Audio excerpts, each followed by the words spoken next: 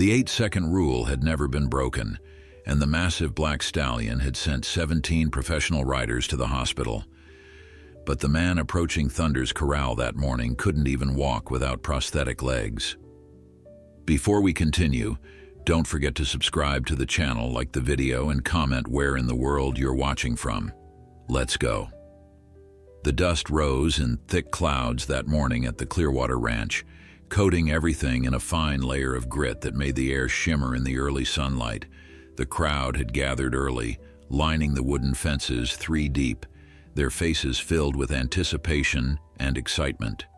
They had come from towns 50 miles away, some even farther, all to witness what had become the talk of the entire county. Word had spread like wildfire through coffee shops, feed stores, and Sunday church services about the horse that couldn't be ridden. They called him Thunder, and his reputation had grown with each failed attempt to break him. Thunder stood in the center of the corral, a magnificent black stallion whose coat gleamed like polished obsidian in the morning light. He was enormous, standing 17 hands high, with muscles that rippled beneath his skin like coiled steel cables ready to spring. His mane flowed wild and untamed down his powerful neck, and his eyes held a fierce intelligence that seemed to pierce right through anyone who dared meet his gaze. He was not just big, he was a force of nature, a living embodiment of raw power and untamed spirit that refused to bow to any man. The ranch owner, Marcus Brennan, stood near the gate with his arms crossed over his chest, his weathered face creased with frustration and something that might have been grudging respect. Marcus had been in the horse business for 30 years, had broken hundreds of horses in his time, but Thunder was different. Thunder was special. Marcus had found him 3 years ago running wild in the Montana Badlands, leading a small herd with the confidence of a born king. The moment Marcus laid eyes on him, he knew he had to have him. It had taken 6 men, 3 trucks, and 2 full days to finally capture Thunder and bring him to the ranch. But capturing Thunder and taming Thunder were 2 entirely different things. In the 3 years since his arrival, Thunder had thrown every single rider who attempted to mount him. Professional bronc riders, experienced ranch hands, even a few rodeo champions who had heard about the challenge and couldn't resist trying their luck. None of them lasted more than 8 seconds. Most didn't even make it to 5. Thunder had a way of moving that seemed to defy physics, twisting his powerful body in midair, bucking with such explosive force that riders were launched from his back like rag dolls. Some landed hard enough to break bones. Others were lucky to walk away with just their pride wounded. The 8-second mark had become legendary. It was as if Thunder had an internal clock, a precise understanding of exactly how long it took to unseat any rider. He seemed to toy with them, letting them think they might have a chance before unleashing the full fury of his strength. The locals had started calling it Thunder's 8-second rule, and some even placed bets on whether anyone would ever break it. The prize money had grown substantial over the years.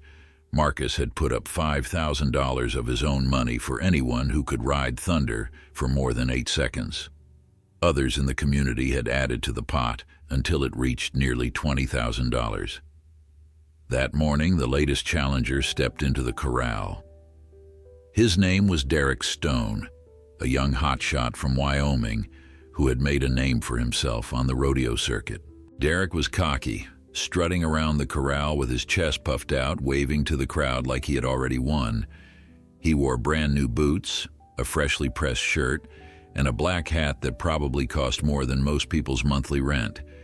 He had driven all night to get to Clearwater Ranch after hearing about Thunder, convinced that he would be the one to finally break the unbreakable horse. Marcus watched Derek with a mixture of skepticism and concern.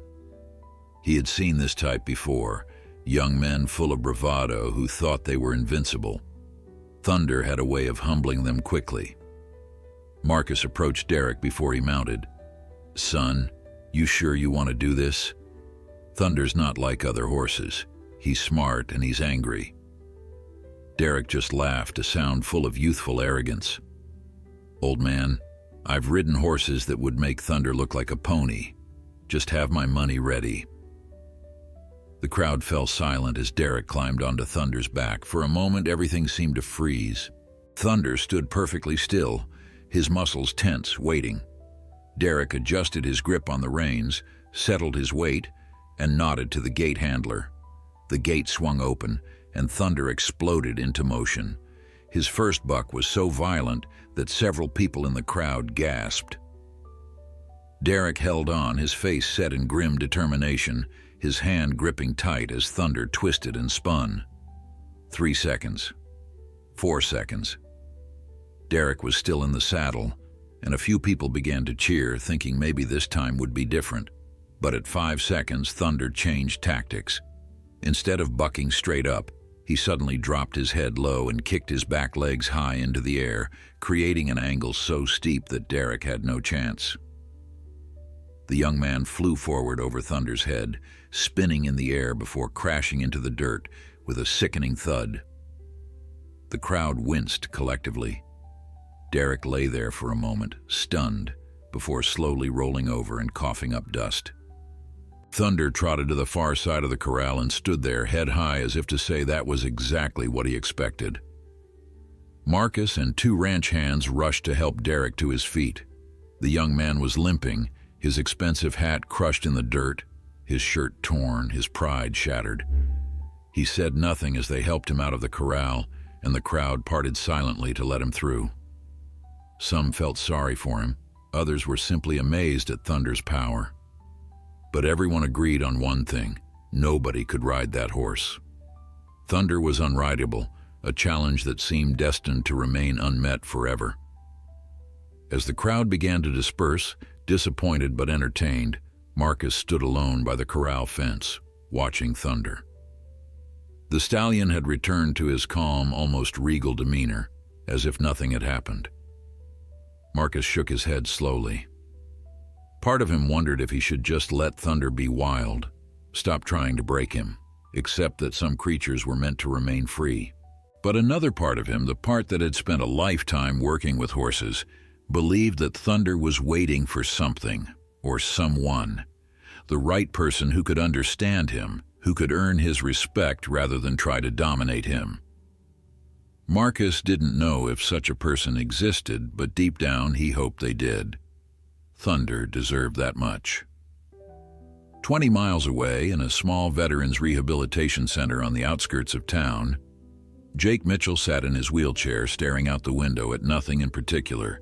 The morning sun cast long shadows across the courtyard, but Jake barely noticed. His mind was somewhere else, trapped in memories that refused to fade, haunted by images that played on an endless loop behind his eyes. The doctors called it post-traumatic stress disorder, gave it initials and prescribed medications with names he couldn't pronounce. But Jake knew what it really was. It was guilt. It was loss. It was the weight of surviving when others hadn't. Jake was 34 years old, though some days he felt ancient, like he had lived several lifetimes compressed into a few short years. He had enlisted in the Marines right out of high school, driven by a sense of duty and a desire to serve his country. For 12 years he had been a proud Marine, had risen through the ranks, had earned the respect of his men.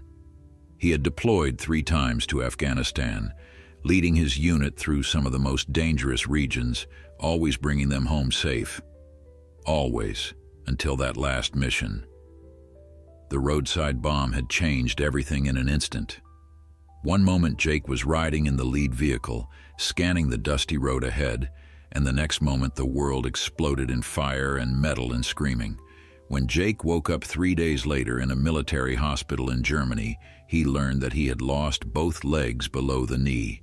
2 of his men hadn't been as lucky. They hadn't woken up at all. The names were burned into Jake's memory, and not a day went by that he didn't think about them, didn't wonder why he survived when they didn't.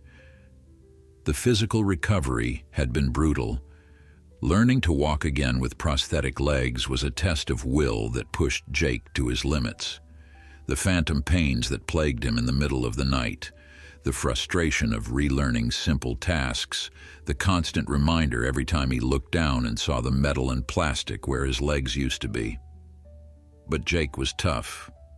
He was a Marine, and Marines didn't quit. He pushed through the pain, did the physical therapy, learned to walk again. By all medical standards, his recovery was remarkable. But the emotional wounds were deeper and harder to heal. After his discharge from the military, Jake found himself adrift. The structure and purpose that had defined his life for 12 years was suddenly gone. He returned to his hometown in Montana, but nothing felt the same. His friends had moved on, started families, built careers. They looked at him with pity in their eyes, and Jake hated it. He hated feeling weak, hated being seen as broken. Most days he stayed in his small apartment, avoiding the world, avoiding the questions, avoiding the sympathy. The rehabilitation center was supposed to help with that. It was a place specifically designed for wounded veterans, a safe space where they could work on both physical and emotional healing. The staff was kind, the other veterans understood what he was going through, but Jake kept to himself mostly. He participated in the required therapy sessions, did his exercises, but his heart wasn't in it. He felt hollow inside, like a shell of who he used to be. The Marine Corps had taught him how to be strong, how to lead, how to fight. But nobody had taught him how to live after the fighting was over. Sarah Chen was Jake's assigned therapist at the center. She was a petite woman in her 40s with kind eyes and an impressive patience that Jake tested regularly. Sarah was a veteran herself, Army, and she had seen her share of combat before transitioning to counseling. She understood the invisible wounds that soldiers carried home with them. In their weekly sessions, Sarah tried various approaches to reach Jake, to break through the walls he had built around himself. Nothing seemed to work. Jake was polite, but distant, answering her questions with the minimum required words, never letting her see past his carefully maintained facade. One particular Tuesday morning, Sarah tried something different. Instead of their usual session in her office, she asked Jake if he wanted to take a drive. Jake was suspicious but agreed, mostly because it meant getting out of the center for a while. They drove in Sarah's old pickup truck, heading out of town toward the rural countryside. Jake watched the landscape roll by, the endless Montana sky stretching above them, the mountains rising in the distance. It reminded him of his childhood, of simpler times when the world made sense. Sarah pulled off the main road and onto a dirt path that led to Clearwater Ranch. Jake looked at her questioningly, but she just smiled and told him to wait and see. When they arrived, there were still a few people lingering from the morning's failed riding attempt. Marcus was in the barn, tending to some of the other horses when Sarah found him. They spoke quietly for a few minutes while Jake waited in the truck, watching through the windshield as a magnificent black horse moved through a nearby corral. Thunder had noticed the newcomer immediately. Horses have an instinct about people, a way of sensing things that humans miss.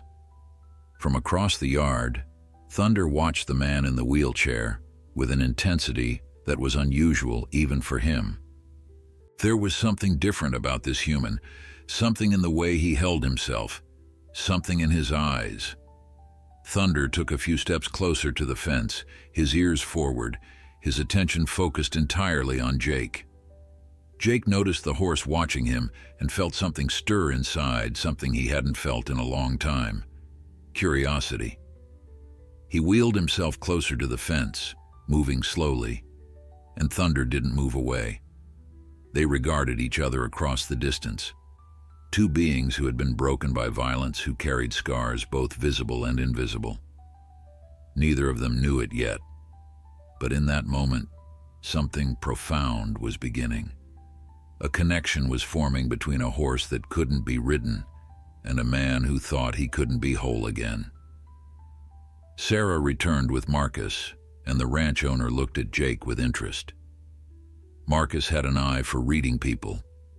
and he saw something in this young veteran that reminded him of Thunder.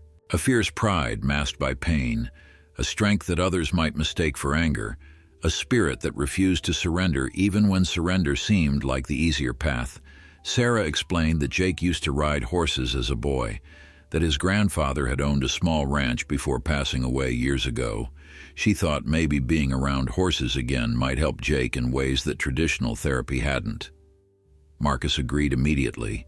He could always use an extra hand around the ranch, and something told him that Jake and Thunder were meant to meet. He offered Jake a job, simple tasks at first, nothing too demanding. Jake could come and go as he pleased, work at his own pace. To everyone's surprise, especially his own, Jake accepted.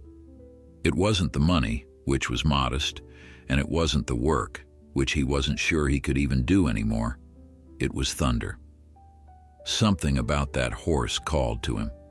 Jake started coming to the ranch 3 days a week. At first, he stayed away from Thunder's corral, focusing on easier tasks like organizing tack in the barn, helping feed the gentler horses, and doing odd jobs that didn't require much physical exertion.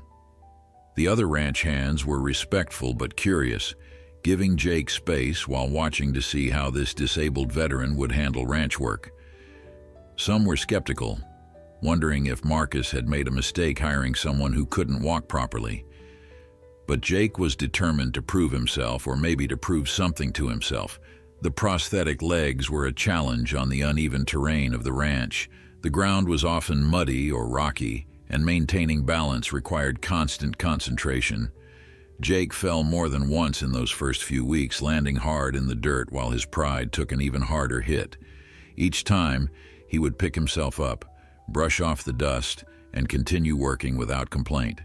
The ranch hands gradually came to respect his stubbornness, recognizing it as a quality they understood. Ranch life was hard, and it took a certain type of person to keep going when things got difficult. But every day, without fail, Jake found himself drawn to Thunder's corral. He would position himself near the fence during his breaks, watching the magnificent stallion move with a grace that seemed impossible for something so large and powerful. Thunder, for his part, seemed equally interested in Jake. The horse would often approach the fence where Jake sat, standing just close enough that they could study each other. Thunder never came close enough to touch, maintaining a careful distance, but his presence was deliberate. It was as if they were engaged in some silent conversation, each trying to understand what the other had survived. Marcus noticed the growing connection between Jake and Thunder, but said nothing. He had been around horses long enough to know that these things couldn't be rushed. Whatever was developing between the veteran and the stallion had to happen naturally, in its own time. Marcus did, however, make sure that Jake had opportunities to be near Thunder. He assigned Jake tasks that kept him in the vicinity of the corral, creating chances for the two to spend time in each other's presence without forcing any interaction. One afternoon, about 6 weeks after Jake started at the ranch, everything changed. Jake was sitting on an overturned bucket near Thunder's corral, taking a break from mucking out stalls. His legs ached from the morning's work, and he had removed his prosthetics to give his residual limbs a rest. It was something he rarely did in public, feeling vulnerable and exposed without the artificial legs, but he was alone and figured no one would see. Thunder was on the far side of the corral, and Jake was lost in thought, staring at nothing. He didn't notice when Thunder started walking toward him. The stallion moved quietly, his hooves making soft sounds in the dirt. It wasn't until Thunder's shadow fell across him that Jake looked up, startled to find the massive horse standing just on the other side of the fence, closer than he had ever been before. Jake's heart raced, not from fear exactly, but from the intensity of the moment. Thunder was enormous up close, his presence overwhelming. The horse lowered his head and looked directly at Jake, and in that gaze, Jake saw something he recognized: pain, loss, the scars of survival. Without thinking, Jake reached out his hand, extending it slowly toward Thunder. The horse didn't move away. For several long seconds, they remained frozen in that tableau, man and beast, both damaged, both wary. Then Thunder took one step forward and gently pressed his muzzle against Jake's palm. The contact sent an electric jolt through Jake's entire body. Thunder's breath was warm against his skin, and Jake could feel the horse's heartbeat through the touch, strong and steady. It was the first real connection Jake had felt with another living being since the explosion. Tears sprang to Jake's eyes, surprising him with their sudden appearance. He hadn't cried since the hospital, had locked all his emotions down tight, convinced that showing weakness would mean giving in to the darkness that threatened to consume him. But something about Thunder's touch broke through all those carefully constructed walls. Jake found himself talking to the horse in a whisper, words tumbling out that he hadn't spoken to anyone. He told Thunder about the explosion, about his men, about the guilt and the pain and the feeling of being lost. Thunder stood perfectly still, listening in that way animals do, without judgment, without pity, just acceptance. From that day forward, Jake and Thunder were inseparable. Jake started spending more time at the ranch, coming in early and staying late. He would sit by Thunder's corral for hours, sometimes talking to the horse, sometimes just being present in comfortable silence. Thunder always came to the fence when Jake arrived, greeting him with a soft nicker that sounded almost like a welcome. The other ranch hands marveled at the change in Thunder, how calm and attentive he became around Jake, while remaining as wild and untamable with everyone else. Marcus watched this development with growing interest and hope. He had seen many horse-human bonds in his lifetime, but this was different. This was two souls recognizing each other across species, finding solace in shared understanding. Marcus began to wonder if the impossible might actually be possible. Could Jake be the one person who could ride Thunder? The thought seemed absurd on the surface. Jake was disabled, still learning to walk properly with his prosthetics, hardly the ideal candidate to ride an unrideable horse. But Marcus had learned long ago that logic didn't always apply when it came to the connection between horses and humans. Sarah continued her therapy sessions with Jake, and she noticed the transformation. Jake was more engaged, more present, more willing to talk about his experiences and feelings. The ranch, and specifically Thunder, had given him something that all her professional training couldn't provide: purpose, a reason to get up in the morning, a connection to something outside himself. When Sarah asked Jake about Thunder, his entire demeanor changed. His eyes lit up, his posture straightened, and he spoke with an enthusiasm she hadn't seen before. "Thunder understands," Jake told her. "He doesn't need me to explain. He just knows." As the weeks turned into months, Jake's physical condition improved dramatically. The daily work at the ranch, combined with his determination to be strong enough to properly care for Thunder, pushed him to work harder in his physical therapy. He practiced walking on increasingly difficult terrain, building his strength and balance. His therapists were amazed at his progress, attributing it to his renewed motivation. Jake knew the real reason. He was preparing himself for something, though he didn't yet know exactly what. He just knew that Thunder was waiting for him to be ready. The town began to hear about the unusual friendship between the disabled veteran and the unrideable horse. People would drive by the ranch hoping to catch a glimpse of them together. Some thought it was touching, others thought it was foolish to think that anything would come of it. Thunder was still Thunder after all. He still threw every rider who attempted to mount him. The 8-second rule remained unbroken. But those who saw Jake and Thunder together couldn't deny that something special was happening, something that defied easy explanation. Winter came to Montana with its usual ferocity, blanketing the ranch in snow and dropping temperatures well below freezing.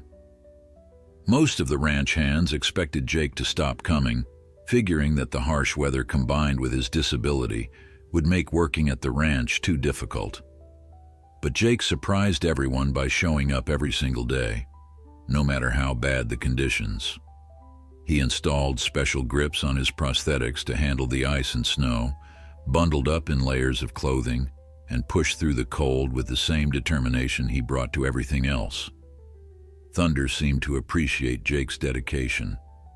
On the coldest mornings when Jake arrived at the ranch before dawn, Thunder would be waiting at the fence, his breath creating clouds of steam in the frigid air. Jake would greet him with a gentle touch on the muzzle, and Thunder would press against his hand, seeking the warmth and connection they had built over the months. Sometimes Jake would just stand there with Thunder, both of them silent, watching the sun rise over the snow-covered mountains. These moments became sacred to Jake, times when the rest of the world fell away, and it was just him and the horse who understood. Marcus had been thinking about something for weeks, an idea that both excited and terrified him. He had seen how Jake and Thunder interacted, had witnessed the trust that had developed between them. He had also seen Jake's progress, how much stronger and more confident the veteran had become. One evening, as Jake was preparing to leave the ranch, Marcus approached him with a serious expression. They stood by Marcus's truck, the winter wind biting at their faces, and Marcus asked the question that would change everything. "Jake, have you ever thought about riding Thunder? Have you ever thought?" The question hung in the air between them like a physical presence. Jake looked at Marcus in shock, then shook his head slowly. "Marcus, I can barely walk on my own 2 fake legs. How am I supposed to ride a horse that throws professional riders like they're nothing?" But even as he spoke, Jake felt something stirring inside him, a spark of possibility that he had thought was long extinguished. Marcus studied him carefully, his weathered face thoughtful. "I've been around horses my whole life, Jake, and I've never seen anything like what you and Thunder have. That horse trusts you. He waits for you. He listens to you. I think if anyone can ride him, it's you." Jake went home that night unable to sleep, Marcus's words echoing in his mind. The idea seemed impossible, ridiculous even. He was a disabled veteran with prosthetic legs, not a bronc rider. Thunder had defeated men who had spent their entire lives training to ride difficult horses. What chance did Jake have? But another part of him, the Marine part that had never learned to back down from a challenge, whispered that maybe Marcus was right. Maybe the connection he felt with Thunder was strong enough to overcome the physical obstacles. Maybe this was what he had been preparing for all these months. The next morning, Jake arrived at the ranch earlier than usual. The sun hadn't yet risen, and the world was still caught in that gray pre-dawn light that made everything look dreamlike and uncertain. Thunder was already at the fence, as if he had been expecting Jake. The horse's eyes gleamed in the dim light, intelligent and knowing. Jake approached slowly, his heart pounding in his chest. He reached out and placed both hands on Thunder's neck, feeling the warmth of the horse's body through the thick winter coat. "Thunder," Jake whispered, "I don't know if I can do this, but I want to try. Will you let me try?" Thunder's response was to lower his head and press it against Jake's chest, a gesture of affection and trust that made Jake's eyes water. In that moment, Jake made his decision. He would try to ride Thunder, not because he wanted to prove something to the town or win the prize money or break some record. He would try because Thunder deserved someone who understood him, someone who could ride him without breaking his spirit, someone who could sit on his back, not as a conqueror, but as a partner. Jake wanted to be that person. He needed to be that person. When Marcus arrived an hour later, Jake was waiting for him. The veteran's face was set with determination, the same expression he must have worn when leading his Marines into combat. "Marcus, I want to try riding Thunder. Not today, not next week. I need time to prepare, but I want to do it." Marcus broke into a wide grin, slapping Jake on the shoulder with genuine excitement. "Finally," he said, "I was beginning to think you'd never ask." They spent the next hour discussing what needed to happen, the preparations Jake would need to make, the training he would have to undergo. The first challenge was physical. Jake's prosthetic legs, while functional for walking and ranch work, weren't designed for horseback riding. The connection between his residual limbs and the prosthetics wasn't secure enough to withstand the violent bucking that Thunder was known for. If Jake was going to attempt this, he would need specialized equipment. Marcus made some calls to a prosthetist he knew in Billings, explaining the unusual situation. The prosthetist was skeptical at first, but agreed to meet with Jake and see what could be done. The consultation revealed both challenges and solutions. Traditional prosthetic legs relied on suction or straps to stay attached, neither of which would hold during extreme physical activity. But there were newer designs, more advanced socket systems that could provide a stronger connection. The prosthetist designed custom sockets with enhanced suspension systems, built specifically to withstand the forces that Jake would experience on Thunder's back. The process took 6 weeks and cost more money than Jake had, but Marcus quietly covered the expense, considering it an investment in something he believed was important. While waiting for the new prosthetics, Jake intensified his physical training. He worked with Sarah to develop a regimen that would build his core strength and balance, the two most critical components for staying on a bucking horse. Every morning before going to the ranch, Jake spent 2 hours doing exercises, pushing his body to its limits and beyond. His core muscles, already strong from months of ranch work, became like iron. He practiced balance drills, standing on one leg while catching weighted balls, forcing his body to adjust and compensate in ways that would translate to horseback riding. Jake also studied videos of professional bronc riders, analyzing their techniques, understanding how they positioned their bodies, where they placed their weight, how they anticipated the horse's movements. He watched footage of Thunder's previous rides, noting the patterns in how the stallion moved, the specific ways he would twist and buck. Thunder was powerful, but he wasn't random.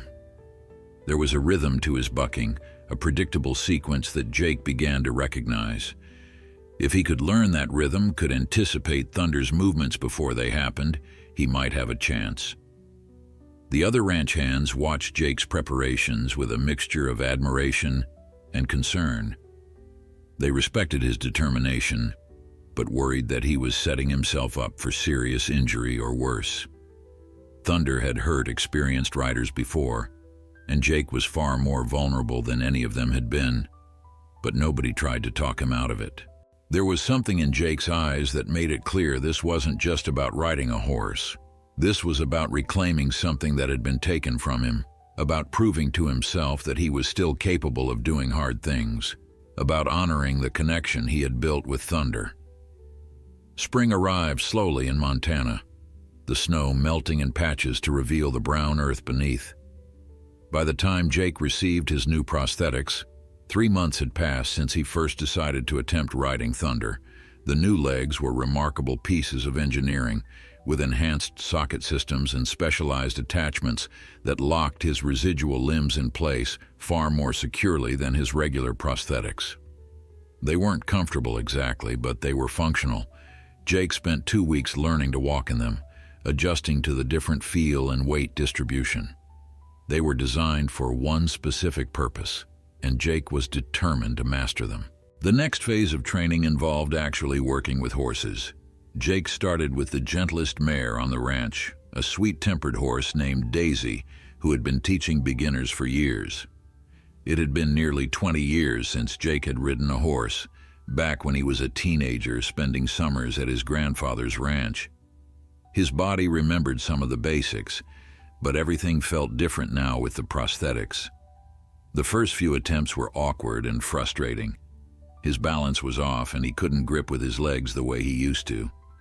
But Jake persisted, riding Daisy every day, relearning the feel of being on horseback.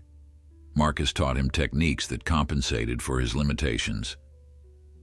Since Jake couldn't squeeze with his calves or use his feet in the stirrups the way able-bodied riders did, he had to rely more heavily on his core strength and hip positioning. Marcus showed him how to move with the horse rather than against it, how to become part of the animal's motion rather than fighting to stay separate. It was a different approach to riding, one that required complete trust between horse and rider. Jake practiced for hours each day, his body learning a new language of balance and movement. Thunder watched all of this from his corral. The stallion seemed to understand that Jake was preparing for something important. On days when Jake rode Daisy past Thunder's enclosure, the big horse would follow along the fence line, keeping pace, his eyes never leaving Jake. It was as if Thunder was also preparing, also waiting for the moment when they would finally come together. The anticipation built like pressure in a storm cloud, and everyone at the ranch could feel it. Something significant was coming. After 2 months of riding Daisy and progressively more spirited horses, Marcus decided Jake was ready for the next step.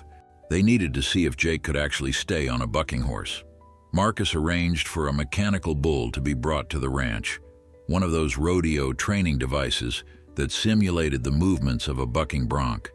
It seemed almost comical at first, a disabled veteran preparing to ride an unrideable horse by practicing on a mechanical device at a remote Montana ranch. But when Jake climbed onto that mechanical bull and it started moving, nobody was laughing. The first attempt was a disaster. Jake lasted maybe 3 seconds before being thrown off, landing hard on the padded mats surrounding the device. His prosthetics held, which was encouraging, but everything else was wrong. His timing was off, his balance non-existent, his core engaged too late. Jake picked himself up, his jaw set in that stubborn line Marcus had come to recognize, and climbed back on. Again and again, he rode the mechanical bull, getting thrown off, getting back on, learning from each failure.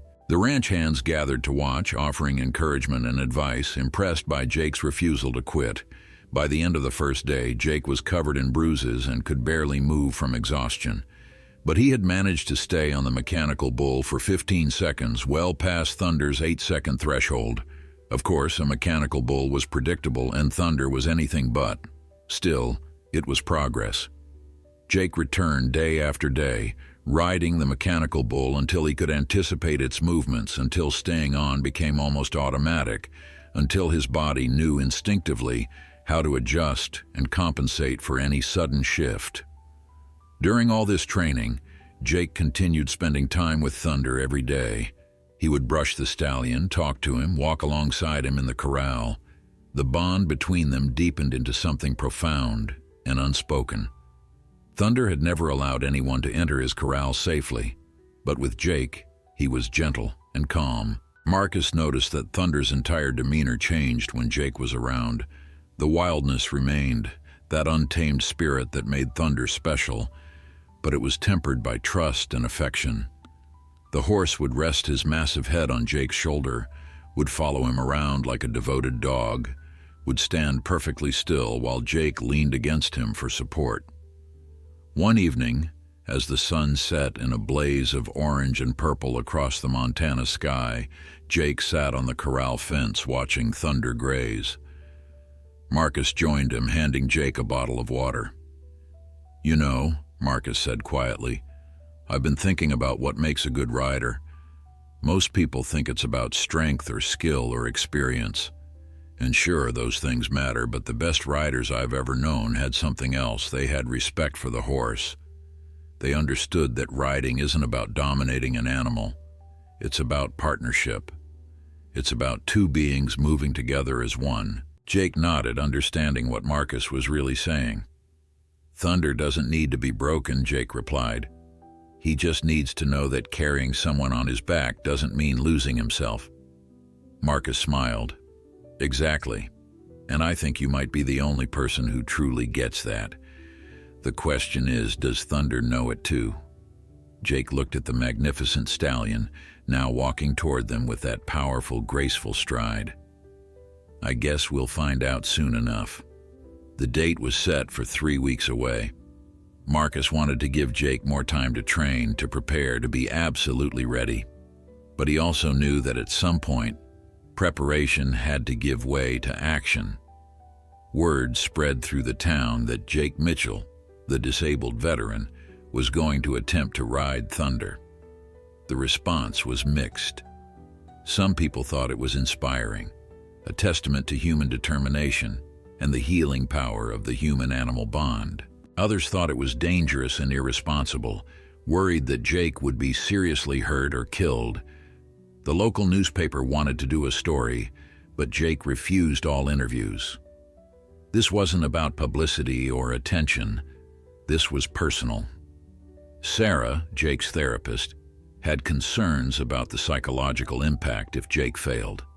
She worried that falling off Thunder might undo all the progress Jake had made, might send him spiraling back into the depression and isolation he had worked so hard to overcome. But when she shared these concerns with Jake, he just shook his head. "Sarah, I've already experienced the worst failure possible. I failed to bring all my men home. Nothing that happens with Thunder can be worse than that. And if I do fall off, at least I'll know I tried.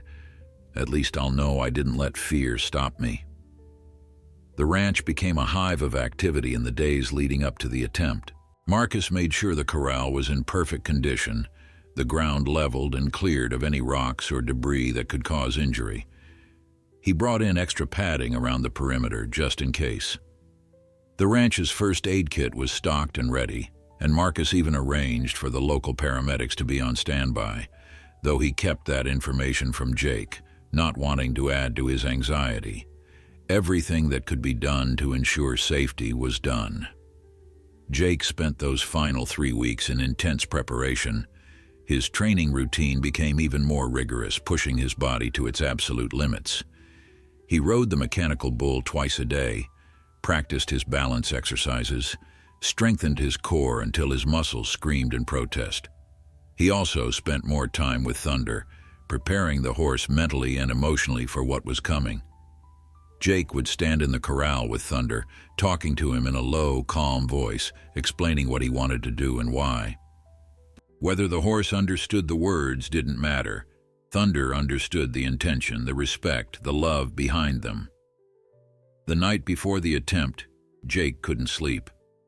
He lay in his bed at the Veterans Center, staring at the ceiling, his mind racing through everything that could go wrong.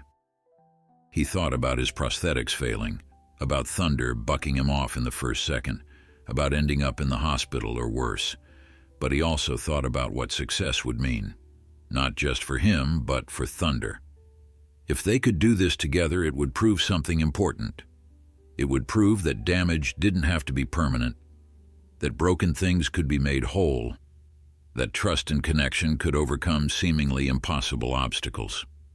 At dawn, Jake got up and prepared himself with the methodical precision of a Marine preparing for a mission. He checked his prosthetics carefully, making sure every connection was secure, every strap properly tightened. He dressed in clothes that would allow freedom of movement but also provide some protection. He ate a light breakfast, knowing he needed energy, but not wanting his stomach to be too full. Before leaving the center, he stood in front of the mirror and looked at himself. The man staring back was different from the broken veteran who had arrived at the center a year ago. This man had purpose, had strength, had something worth fighting for. Sarah was waiting for him in the parking lot. She had insisted on driving him to the ranch, wanting to be there to support him regardless of the outcome. They drove in comfortable silence, both of them understanding that words weren't necessary at this point. When they arrived at Clearwater Ranch, Jake was shocked to see the crowd that had gathered.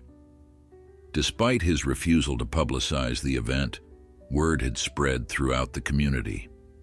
There were easily 200 people there, lining the fences, sitting on truck beds, standing in small groups. They had come to witness history one way or another. Marcus met Jake at his truck, his weathered face serious but supportive. "They're all here for you, Jake. The whole town wants to see you succeed." Jake felt a flutter of nervousness in his stomach but pushed it down.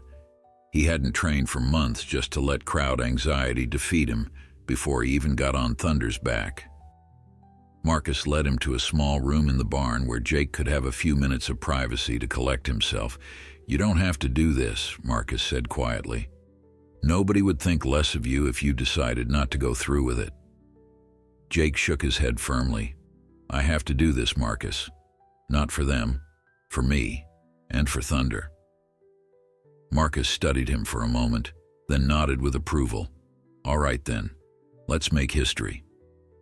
They walked together toward Thunder's corral, where the magnificent black stallion was waiting. Thunder lifted his head as Jake approached, and their eyes met across the distance. In that moment, Jake felt a surge of certainty. This was right. This was meant to happen. Whatever the outcome, he was exactly where he was supposed to be. The crowd fell silent as Jake entered the corral. The only sounds were the wind rustling through the trees and Thunder's steady breathing. Jake approached the stallion slowly, his heart pounding but his movements calm and deliberate. He placed his hand on Thunder's neck, feeling the familiar warmth, the solid muscle beneath the glossy coat. "Hey, buddy," Jake whispered. "It's time. Are you ready?" Thunder turned his head to look at Jake, and in the horse's dark eyes, Jake saw understanding and acceptance. The stallion stood perfectly still as Jake positioned himself. Getting onto Thunder's back was the first real test. With regular horses, Jake could use a mounting block and pull himself up with relative ease. But Thunder was taller, more powerful, and any sign of weakness or hesitation could trigger his bucking instinct. Two ranch hands stood ready to help if needed, but Jake wanted to do this on his own. He gripped Thunder's mane with one hand, placed his other hand on the horse's withers, and in one smooth motion, swung himself up.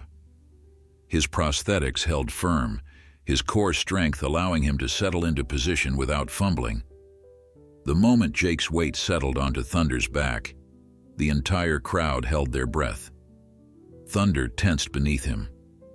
Jake could feel every muscle in the horse's body coiling, preparing for the explosive bucking that everyone expected. This was the moment when Thunder usually launched into action, when the 8-second battle began. But Jake didn't tense up in response. Instead, he relaxed his body, letting his weight sink deeper into Thunder's back. He leaned forward slightly and placed his hand gently on Thunder's neck. "Easy," he murmured. "I'm not here to fight you. I'm here with you. We're partners, remember?" For several long seconds, nothing happened. Thunder remained tense, trembling slightly with the effort of containing his powerful instinct to buck. The crowd watched in absolute silence, afraid that any sound might shatter the delicate moment. Jake continued talking softly to Thunder, his voice steady and reassuring, his body language communicating trust and respect. Slowly, incrementally, Thunder began to relax. The trembling eased, the coiled muscles loosened slightly. Jake felt the shift and allowed himself a tiny moment of hope. Then Thunder took a step forward, just one step, but it was deliberate and calm, not the explosive launch everyone expected. The crowd gasped collectively. Thunder took another step, then another. He was walking with Jake on his back, actually walking, something he had never done before with any rider. Jake maintained his relaxed position, moving with Thunder's rhythm, letting the horse set the pace and direction. They circled the corral slowly, horse and rider moving together in a harmony that seemed almost mystical to those watching. Marcus gripped the fence rail so hard his knuckles turned white. In all his years with horses, he had never seen anything like this. Thunder wasn't just tolerating Jake on his back, he was accepting him, carrying him willingly. The 8-second rule, the unbreakable pattern that had defined Thunder for so long, was being shattered with each passing moment. 10 seconds, 20 seconds, 30 seconds. Thunder continued walking calmly, and Jake sat atop him with a look of profound peace on his face. But then, without warning, Thunder's instincts kicked in. Perhaps it was the weight on his back finally triggering his natural response, or perhaps some sound from the crowd startled him. Whatever the cause, Thunder suddenly exploded into motion. He bucked hard, his back legs kicking high into the air, his front legs coming off the ground. The crowd cried out in alarm. This was the Thunder they knew, the unrideable stallion whose power was legendary. Jake felt the world tilt violently, felt gravity trying to tear him from Thunder's back. But Jake was ready. Months of training had prepared him for exactly this moment. His core engaged automatically, his body adjusting to Thunder's movements with a precision that came from hundreds of hours on the mechanical bull. He didn't fight against the bucking. Instead, he moved with it, becoming part of Thunder's motion rather than resisting it.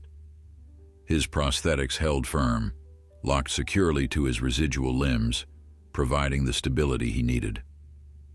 Jake leaned back slightly, shifted his weight, and rode through the buck. Thunder bucked again, this time twisting his body in midair, a move that had defeated countless experienced riders. Jake felt the twist coming a split second before it happened, his body reading Thunder's muscle movements through their physical connection. He adjusted his position microscopically, maintaining his center of balance over Thunder's shifting weight. The horse landed and immediately launched into another buck, this one even more violent than the last.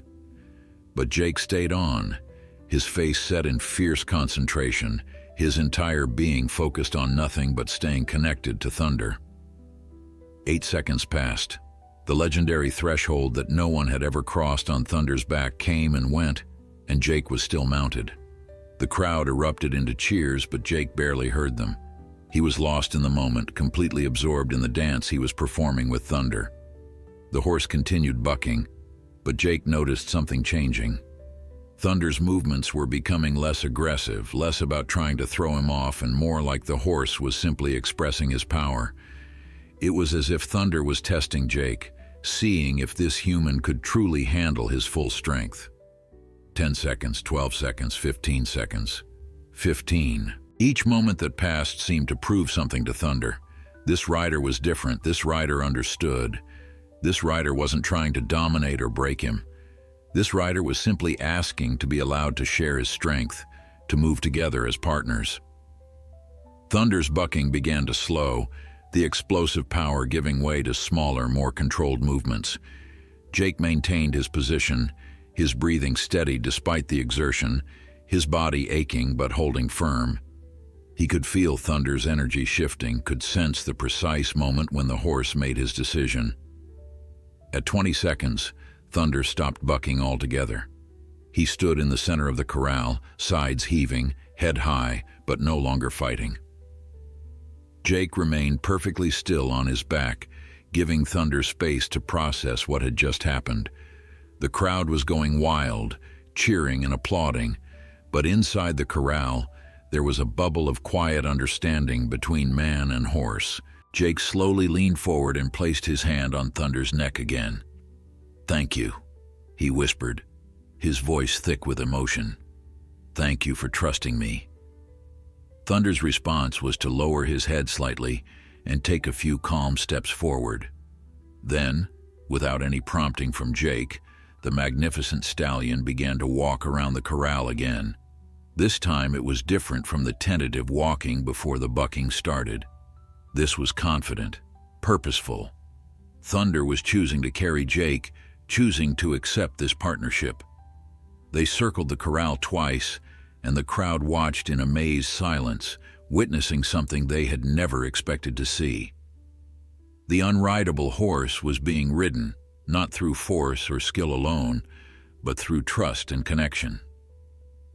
Marcus's eyes were wet with tears as he watched Jake and Thunder together. In his decades of working with horses, he had seen many remarkable things, but this topped them all. This wasn't just about one man riding one difficult horse. This was about healing, about two broken beings finding wholeness in each other. It was about proving that sometimes the impossible was only impossible until someone came along who understood it differently. Jake had done more than ride Thunder. He had honored Thunder's spirit while also reclaiming his own.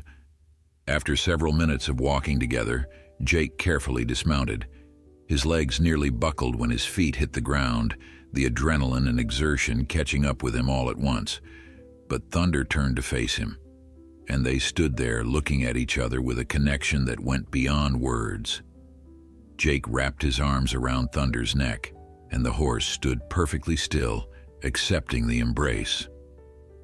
The crowd surged forward, wanting to congratulate Jake, but Marcus held them back, understanding that Jake and Thunder needed this moment together without interference.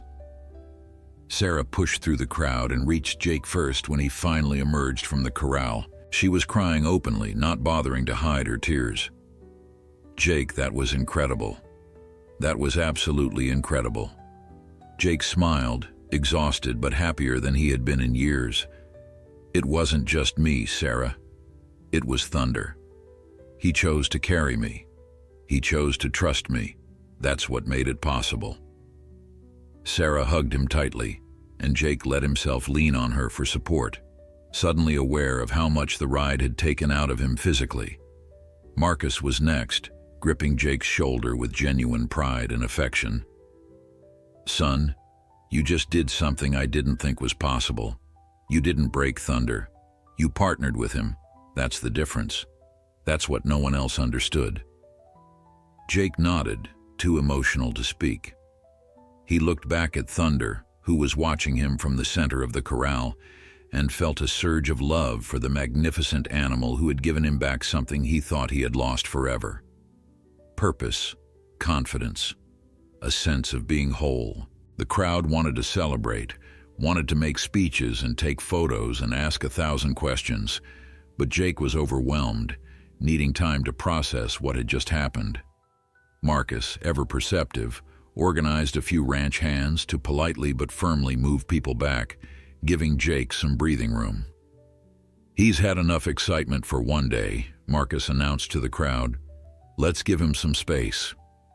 The people dispersed slowly, talking excitedly among themselves about what they had witnessed, already turning the event into a story they would tell for years to come.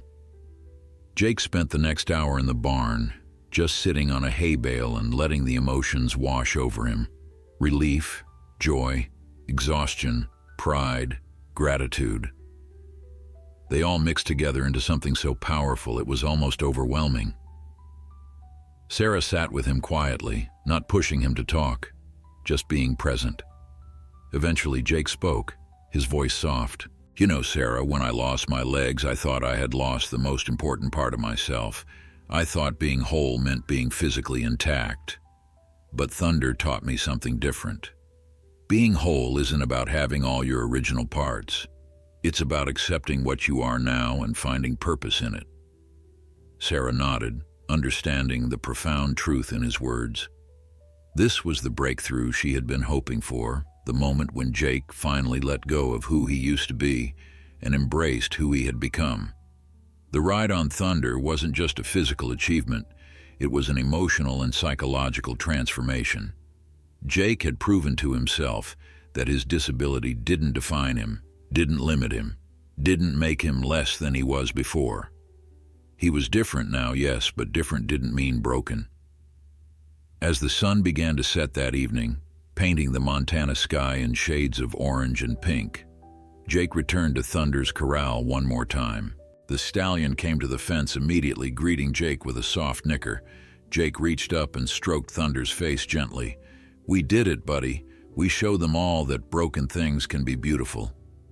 That different doesn't mean damaged." Thunder pressed his head against Jake's chest in response, and they stood there together as the day faded into night, two survivors who had found redemption in each other. The news of Jake's successful ride spread quickly beyond the local community. Within days, reporters from major news outlets were calling, wanting to tell the story of the disabled veteran who rode the unrideable horse.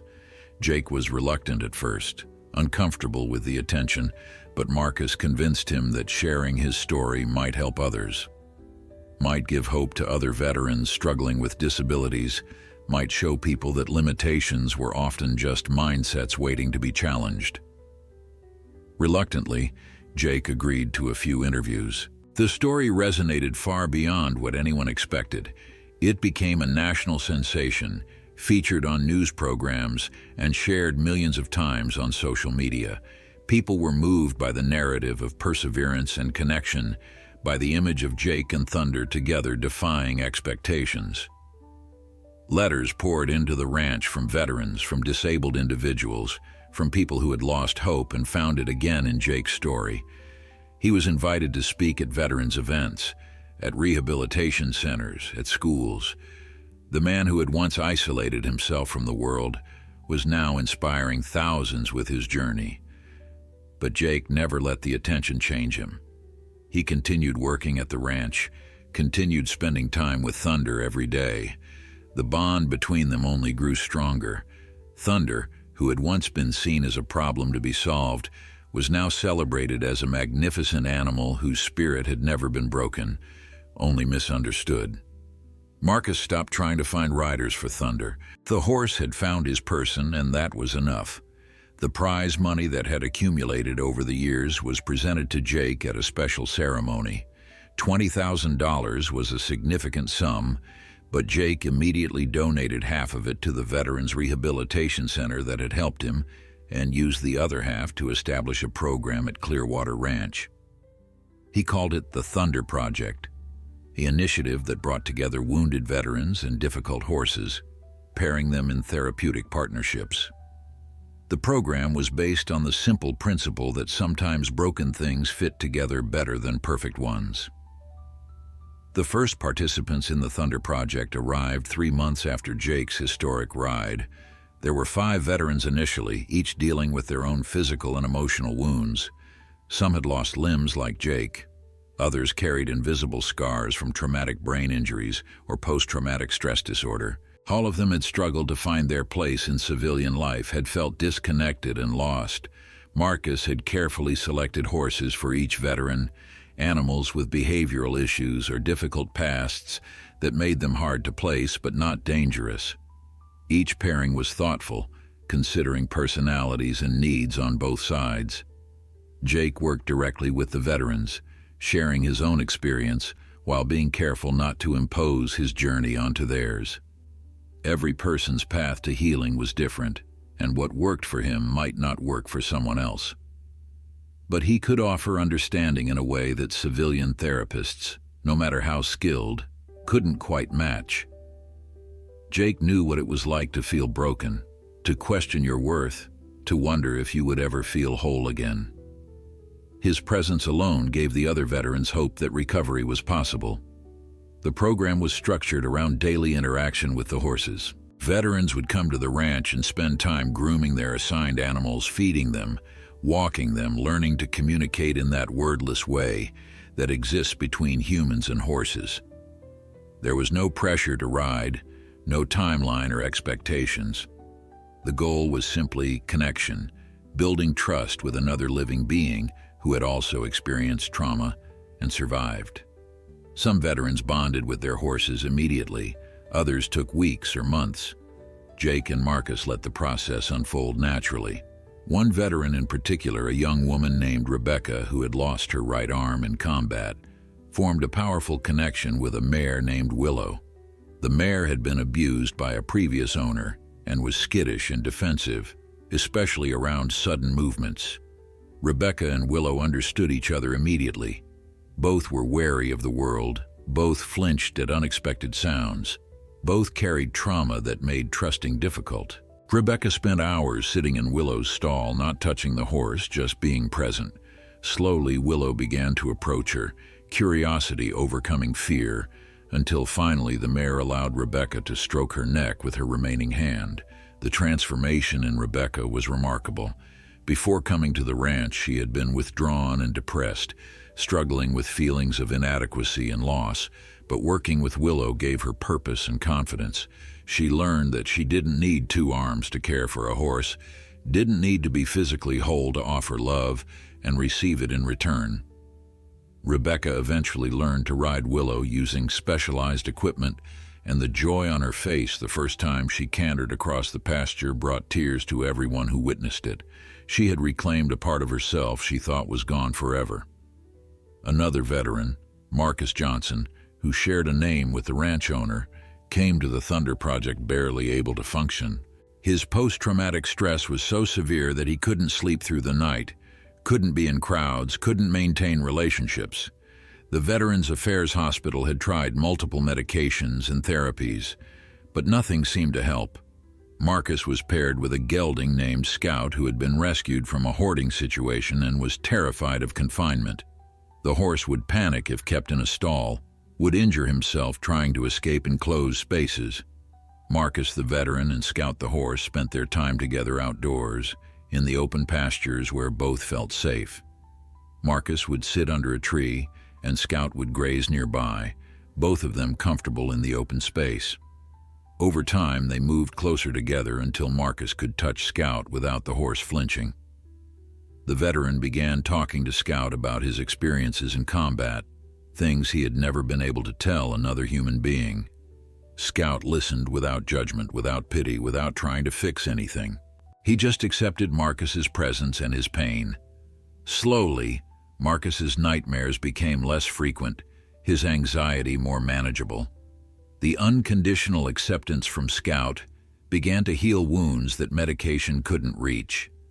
The success of the Thunder Project attracted attention from mental health professionals and veterans organizations across the country. Researchers came to study the program, documenting the improvements in the participants' mental and physical health. The data was compelling. Veterans in the program showed significant decreases in depression and anxiety symptoms, improved physical function, and better social integration. The combination of meaningful work, connection with animals, and peer support created a therapeutic environment that traditional methods struggled to replicate. Jake found himself not just as a participant in his own recovery, but as a leader helping others find their way. It was a role he had never expected, but one that filled him with purpose. Every morning when he arrived at the ranch and saw the veterans working with their horses, he felt grateful for the journey that had brought him to this point. The roadside bomb that had taken his legs had also, in a strange way, led him here. It had broken him down so that he could be rebuilt into something different, something perhaps better than what he had been before. Thunder remained the centerpiece of the ranch, a living symbol of what the program represented. He had become gentler over time, though his spirit was still wild and free. Jake was the only person who regularly rode Thunder, and even then, it was never about domination or control. It was always a partnership, a conversation between equals. Other veterans would watch Jake and Thunder together, seeing the trust and respect that flowed between them, and it gave them hope that they too could find that kind of connection. The local community embraced the Thunder Project wholeheartedly. Volunteers came to help with ranch work, donations poured in to support the program, and local businesses offered discounts on supplies. The ranch that had once been known for having an unrideable horse was now known as a place of healing and second chances. Children from nearby schools came on field trips to learn about horses and hear Jake's story. The message was always the same. Disability doesn't mean inability. Different doesn't mean less. And sometimes the things that break us open are the very things that let the light in. Sarah continued her work as a therapist, but spent much of her time at the ranch, integrating traditional therapy techniques with the equine-assisted activities. She documented everything, writing papers about the program's success and presenting at conferences. The Thunder Project became a model for similar programs around the country. Other ranches and rehabilitation centers reached out to Jake and Marcus for guidance on starting their own equine therapy programs for veterans. What had begun as one man's quest to ride one difficult horse had blossomed into a movement that was changing lives across the nation. Jake's relationship with Thunder continued to deepen. They had developed their own language, a communication system of subtle cues and responses that seemed almost telepathic to observers. Jake could read Thunder's moods and needs with uncanny accuracy, and Thunder responded to Jake in ways he did with no one else. On difficult days, when Jake's prosthetics were bothering him or his memories were particularly heavy, he would spend time with Thunder, and the horse seemed to understand. Thunder would stand close, offering his warmth and presence, asking nothing in return except Jake's company. One afternoon, nearly a year after the historic ride, Jake was working with a new veteran who was struggling with feelings of worthlessness. The young man had been paralyzed from the waist down and couldn't imagine ever feeling useful again.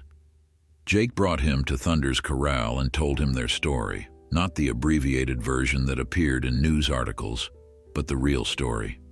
The fear, the doubt, the failures along the way. He talked about feeling broken and useless, about questioning whether life was worth living without his legs. The young veteran listened intently, tears streaming down his face. Then Jake said something that had become his personal philosophy, words that had helped him and that he hoped would help others. Our worth isn't determined by what we've lost. It's determined by what we choose to do with what remains. Thunder and I, we were both damaged, but we found each other, and together we became something neither of us could have been alone. You're not less than you were before, you're just different, and different can be extraordinary if you let it. The young veteran looked at Thunder, then at Jake, and something shifted in his eyes. Hope, fragile but real, began to take root. As the seasons changed and years passed, the Thunder Project grew beyond anything Jake had imagined. What started with 5 veterans expanded to accommodate 20 at a time, with a waiting list that stretched for months. Marcus had to expand the ranch facilities, building new stables and adding more pasture land. Other ranchers in the area donated horses, animals with difficult temperaments or troubled pasts that needed special care. Each horse found their purpose paired with a veteran who needed them just as much as they needed the veterans. The program evolved to include not just equine therapy, but practical skills training. Veterans learned ranch management, horse training techniques, and even veterinary basics. Some discovered new career paths they had never considered, finding that working with animals gave them fulfillment that traditional jobs couldn't match. Several program graduates went on to become professional horse trainers or opened their own therapeutic riding centers. The Thunder Project wasn't just helping veterans heal, it was helping them rebuild entire lives with new direction and purpose. Jake himself underwent a remarkable transformation during these years. The withdrawn, isolated man who had first arrived at the Veterans Center was gone, replaced by someone confident and purposeful. He became a sought-after speaker, traveling to military bases and veterans' hospitals across the country to share his story. Every speech ended the same way, with Jake emphasizing that his success wasn't about being special or extraordinarily brave. It was about being willing to try, about being open to connection, about believing that healing was possible even when it seemed impossibly far away. Thunder aged gracefully, his black coat gradually showing silver around his muzzle. Though he was no longer young, his spirit remained strong. Jake still rode him regularly, though their rides were gentler now, more about companionship than proving anything. They would ride through the Montana hills in the early morning, just the two of them, watching the sun paint the sky in colors that never failed to take Jake's breath away. These rides were sacred time, moments when Jake felt most at peace, most connected to something larger than himself. One particular morning, 3 years after the initial ride, Jake and Thunder were out on one of their early rides when they came across a young wild horse trapped in a ravine. The animal was panicked, having apparently fallen during the night and unable to climb back out. Jake carefully dismounted and approached the frightened horse, speaking in the same calm tones he had used with Thunder all those years ago. Thunder stood nearby, watching with his intelligent eyes as Jake worked to calm the trapped animal. It took nearly an hour, but eventually Jake managed to fashion a makeshift ramp using fallen logs, and the young horse scrambled to freedom. As the wild horse galloped away, Thunder walked up beside Jake and pressed his head against Jake's shoulder. In that moment, Jake understood something profound. The cycle he and Thunder had begun was continuing. Just as Thunder had saved Jake from his despair, and Jake had saved Thunder from being seen as unrideable and worthless, now they were both in a position to help others. The young horse would live because they had been there. The veterans at the ranch were rebuilding their lives because of the program Jake and Thunder had inspired. The impact of their connection rippled outward in ways Jake was only beginning to understand. Media interest in Jake's story never completely faded. Documentaries were made, books were written, and Thunder became one of the most famous horses in America. But Jake was careful to keep Thunder's life as normal as possible, limiting public appearances and protecting the horse's routine. The ranch did offer occasional public demonstrations where Jake would ride Thunder, showing the beautiful partnership they had developed, but these were rare and carefully controlled. Jake never wanted Thunder to become a circus act, exploited for entertainment. The horse had given him so much, and protecting Thunder's dignity was the least he could do in return. The veterans who graduated from the Thunder Project stayed in touch, forming a tight-knit community of people who understood each other's struggles and triumphs. They organized annual reunions at the ranch, bringing their families to meet the horses that had helped save their lives. Children who had never known their parents before the injury would see them confident and whole, laughing and working with the horses. It was a testament to the program's success that these veterans weren't just surviving, they were thriving, building families and careers, and finding joy in life again. Jake's personal life flourished as well. Sarah, his therapist, had become one of his closest friends, but their relationship gradually evolved into something more. They understood each other in ways that would have been impossible if they hadn't both walked through darkness and emerged on the other side. 2 years after Jake's first ride on Thunder, Jake and Sarah were married in a small ceremony at the ranch, with Thunder standing as an honorary witness. The wedding was simple but perfect, surrounded by the veterans and horses who had become their extended family. Marcus, watching Jake and Sarah exchange vows, felt a deep satisfaction. He had trusted his instincts when he hired Jake, had seen something in the broken veteran that others might have missed. Now, looking at everything the Thunder Project had become, at all the lives that had been changed, Marcus knew that bringing Jake and Thunder together was perhaps the most important thing he had ever done. The old ranch owner was getting on in years, and he had started making plans to eventually turn the operation over to Jake and Sarah, knowing it would be in good hands.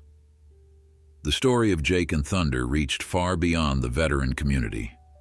Teachers used it in classrooms to teach about perseverance and empathy.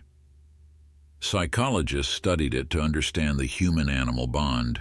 Disabled rights advocates pointed to it as an example of what people with disabilities could achieve when given opportunity and support.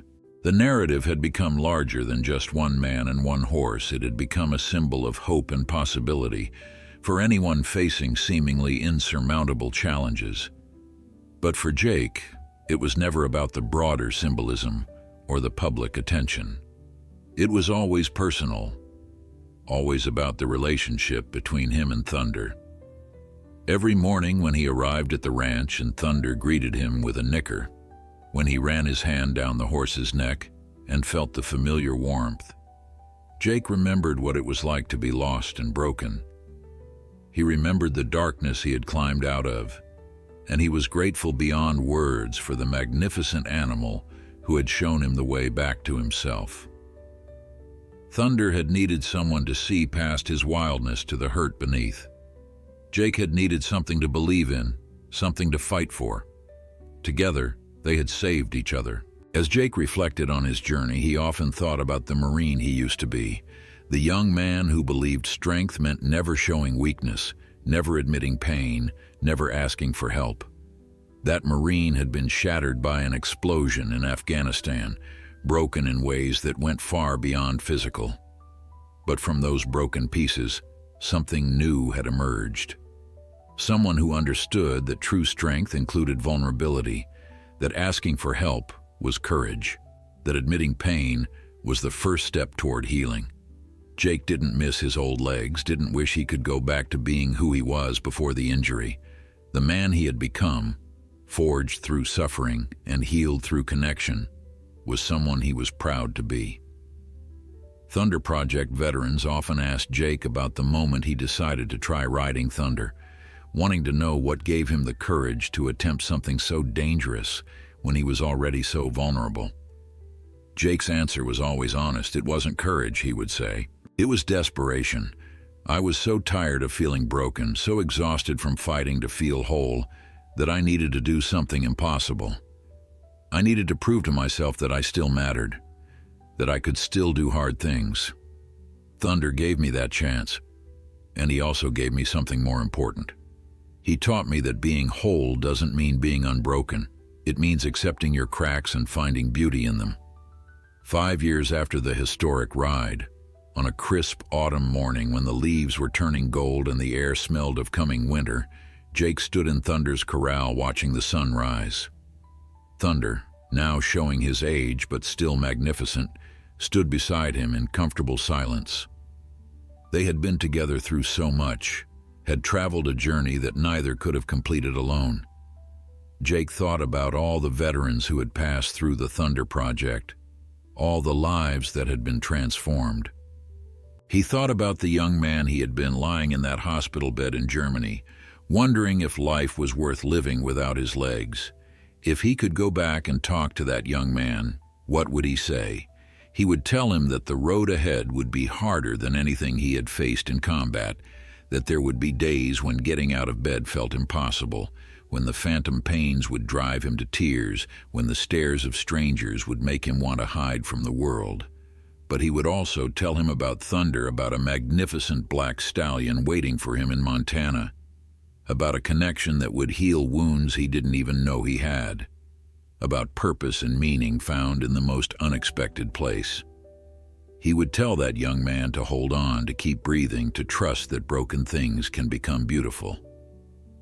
Thunder nudged Jake gently with his nose, bringing him back to the present moment. Jake smiled and stroked the horse's face, feeling the soft whiskers and warm breath. "You know what today is, don't you, boy?" he asked softly. Today marked 5 years since Jake had first ridden Thunder, 5 years since he broke the 8-second rule that everyone said was unbreakable. To commemorate the anniversary, the ranch was hosting a special event bringing together all the veterans who had graduated from the Thunder Project over the years. It would be a celebration, a reunion, a testament to what they had all built together. As the day progressed, veterans and their families began arriving. The ranch filled with laughter and conversation, with children running through the pastures and horses grazing peacefully nearby. Rebecca was there with Willow, the mare who had helped her heal from the loss of her arm. Marcus Johnson came with Scout, the gelding who had eased his post-traumatic stress. Dozens of other veterans brought their horses or came to visit the animals they had worked with during their time at the ranch. Each reunion between veteran and horse was touching, a reminder of the bonds that had been forged in this special place. The highlight of the day was a demonstration ride. Jake hadn't planned it initially, thinking perhaps Thunder was getting too old for such displays, but Thunder had other ideas. When Jake entered the corral that afternoon, Thunder approached him with an energy he hadn't shown in months. The stallion's eyes were bright, his step sprightly, and he seemed eager to perform. Jake recognized the look, had seen it countless times over their years together. Thunder wanted to show everyone what they had built together, wanted to remind the world that age and past trauma didn't have to define anyone's present or future. Jake mounted Thunder to thunderous applause from the gathered crowd. For a moment he flashed back to that first time, remembered the fear and uncertainty, the way his heart had pounded as he settled onto Thunder's back. Now there was only confidence and love, a perfect trust between them. Thunder began to move, not with the explosive bucking of his youth, but with grace and power that was somehow even more impressive. He circled the corral with Jake on his back, the two of them moving as one, demonstrating the partnership they had perfected over years of practice. The crowd watched in reverent silence, understanding they were witnessing something sacred. This wasn't about entertainment or showing off. This was a living testament to what was possible when two beings chose to trust each other, to heal together, to become partners rather than adversaries. Parents pointed out Jake and Thunder to their children. using them as examples of perseverance and kindness. Veterans watched with tears streaming down their faces, remembering their own journeys and feeling grateful for the program that had given them a second chance at life. After the ride, Jake dismounted and stood with Thunder, while people approached to express their gratitude and share their own stories. A mother whose son had been in the program thanked Jake for giving her child back, for helping him find his way out of depression and despair. A young veteran who had been in the first group through the Thunder Project told Jake he was now running his own equine therapy center in Colorado, spreading the model to help even more people. Story after story, life after life that had been touched by what Jake and Thunder had started. It was overwhelming and humbling and beautiful all at once. As evening approached and the celebration wound down, Jake found himself alone with Thunder once more. They walked together to their favorite spot on a hill overlooking the ranch, where they could see the entire valley spread out before them. The setting sun painted everything in shades of gold and amber, and the world seemed peaceful and perfect. Jake sat on the grass and Thunder stood beside him, the two of them watching the day fade into night, just as they had done so many times before. "Thank you," Jake whispered. "Not for the first time and not for the last. Thank you for saving me." Thunder turned his head to look at Jake with those deep, intelligent eyes that had seen so much. In that gaze, Jake saw understanding, acceptance, love.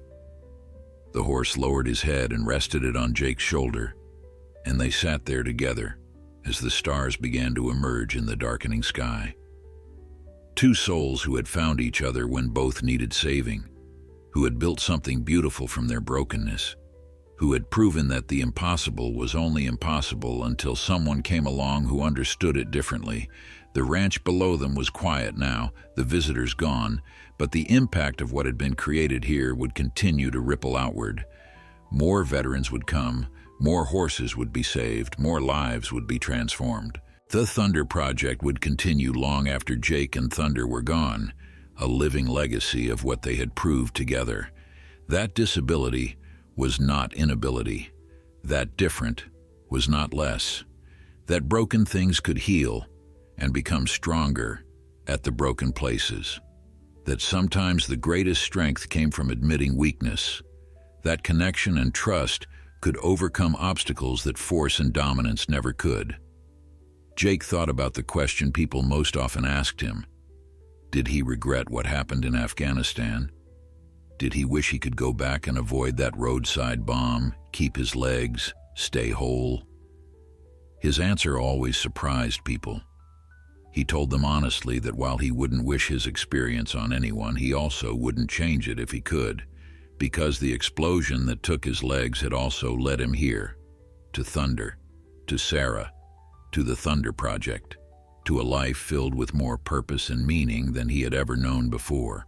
His legs were gone, but he had gained something far more valuable.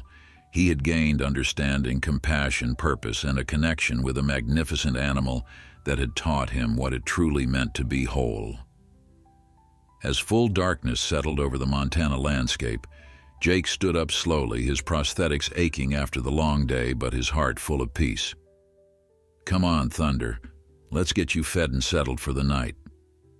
The stallion followed him down the hill toward the barn. Their shadows merged into one in the moonlight. Tomorrow would bring new challenges, new veterans to help, new horses to care for. But tonight, Jake was content to simply be grateful for the journey that had brought him to this moment, for the impossible thing he and Thunder had accomplished together, for the broken places that had been healed through trust and love. The story of Jake and Thunder would be told for generations to come, inspiring countless others to keep fighting when things seemed hopeless, to reach out for connection when isolation felt safer, to believe that impossible was just a word waiting to be proved wrong. But the true magic wasn't in the dramatic moment when Jake first rode Thunder past the 8-second mark. The real miracle was in all the quiet moments that came after, in the daily choice to show up and do the work, in the steady commitment to healing and growth, in the simple but profound act of two damaged beings choosing to trust each other. That was where transformation happened, not in the spotlight, but in the shadows, not in the dramatic gestures, but in the small, consistent acts of care and connection. If you've reached the end of this story, take a moment to reflect on the broken places in your own life, on the connections that have healed you, on the impossible things you've accomplished or still dream of achieving. Remember that, like Jake and Thunder, you are stronger than you know, more capable than you believe, and worthy of the second chances that life offers. Subscribe to hear more stories of hope and transformation, and share this tale with someone who needs to know that their broken places can become beautiful. God bless you on your journey toward wholeness.